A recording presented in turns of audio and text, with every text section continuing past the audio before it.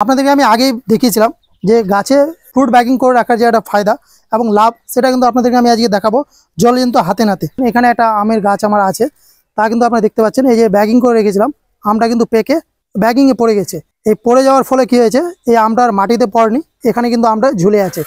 Bagging করার ফলে কি হয় যে আমটা সুরক্ষিত থাকবে, কোথাও কাদা মাটি কিছু লেগে যাওয়ার ভয় থাকবে না। কিছুক্ষণ আগে কিন্তু আমটা পড়েছে, আমরা এখন লক্ষ্য করলাম, তাতে কিন্তু দেখতে পাচ্ছেন আমটা থেকে কিন্তু এখনও আঠা বার হচ্ছে। আপনারা যদি এভাবে ফ্রুট ব্যাগিং করে রাখেন তাহলে আমটা আগে পড়ে যাওয়ার সম্ভাবনা থাকবে না। আমটা পেকে যাওয়ার পরে তারপরেই কিন্তু সে ফ্রুট ব্যাগিংয়ে পড়বে, তাতে আমটাও একটা সুস্বাদু যে খাবার একটা টেস্ট, সেটা কিন্তু আলাদা রকম। তো আপনাদেরকে আমি এটা দেখার জন্যই রেখেছিলাম। এখানে জাস্ট হাতটা দিতে দিতে কিন্তু ভেঙে গেল।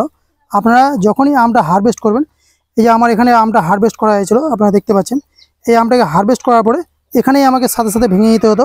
তাহলে কিন্তু আপনারা এই যে ডোগা থেকে দেখতে পাচ্ছেন, এই ডোগা থেকে যে ডালগুলো বেরোচ্ছে এগুলো কিন্তু আগে থেকে বের হয়ে যেত। আপনারা আরও দেখছেন আমার বেশ কয়েকটা আরও আম আছে, এটিকেও প্যাকিং করে নেবো। এই আমটাকে আমরা যদি ব্যাগিং করে না রাখি তাহলে যে কোনো মুহূর্তে আমটা পেকে কিন্তু মাটিতে পড়ে যাবে।